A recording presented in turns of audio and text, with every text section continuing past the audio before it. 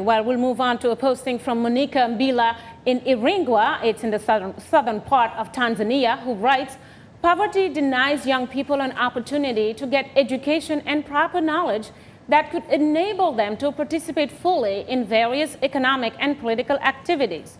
Also, the young people are lazy due to a lack of vision in life. That's his comment.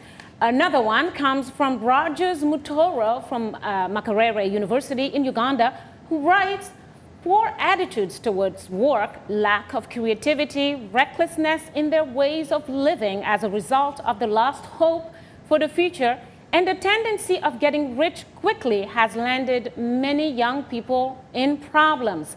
And finally, Gatpan Twel, who lives in Eldoret in Kenya, says, I think the major problem is that our leaders never wanted young ones to take over from them because they want to prolong their power forever and leave most countries in a hellhole of despair. Take a look at some current African leaders. They are in their 80s and 90s, so there is no chance at all for youths in leadership. Jimmy, a little more critical this time. There is talk of laziness or wanting to make money very quickly, but there's also the point that many African leaders are old and they don't make room for the younguns. I call them the younguns, which also can be questionable because there is, I think, a new wave of young presidents. And off the top of my head, I can think of Uhuru Kenyatta in Kenya, Macky Sall in Senegal, Ernest Bai Koroma in Sierra Leone, etc., etc.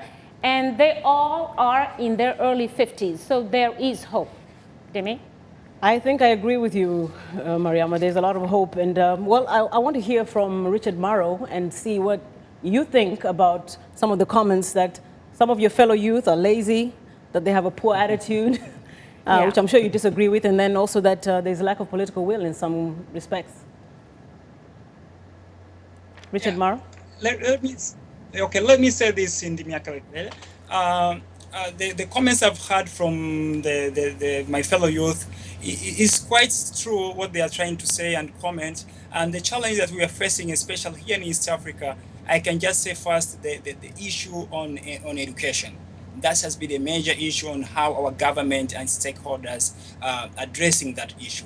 And for us in the East African community, we said that we need education that will allow us to compete among other nations, not an education that will continue to mock us. So looking at that angle, we want education that has 4 pillars, means that logical thinking, analytical thinking, creative thinking, and critical thinking. Those are the pillars that a quality education we need in this continent, and not only to East Africans, but I think to the whole of the continent. So looking at that angle, we thought that that's the weapon to change the continent. So we need education that will come and triumph our thoughts and abilities. So we are tired of this education of certificates. Education that people are just there to get certificates and to claim they have a space and place in this society.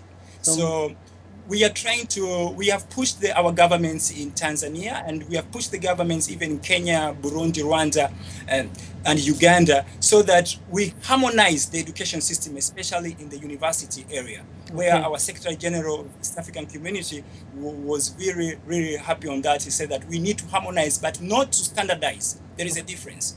Well, harmonization and standardization, those are two differences. So I think the area is the education. I'm going to get back to you shortly. Thank you for that. Now, Mariama, really appreciate you bringing us this week's audience reaction. Obviously generated a lot of discussion.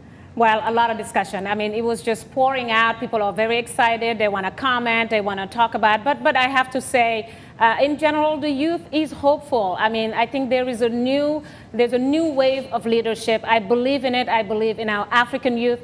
And I believe we'll make it, and very soon. We're not wasting any time at this point. Well, that's all the feedback we have for now. We appreciate all the responses. Please keep them coming. Before I go, just a reminder, we would like to hear from you. So drop us a line at africatv@voanews.com. Once again, for our radio listeners, and I'll say it a little bit slower, our email address is africatv@voanews.com. You can also post your comment on our Facebook page. Just enter the keywords Straight Talk Africa. Be sure to visit us online at voaafrica.com And just recently, you can join our YouTube channel. Just subscribe to VOA TV to Africa.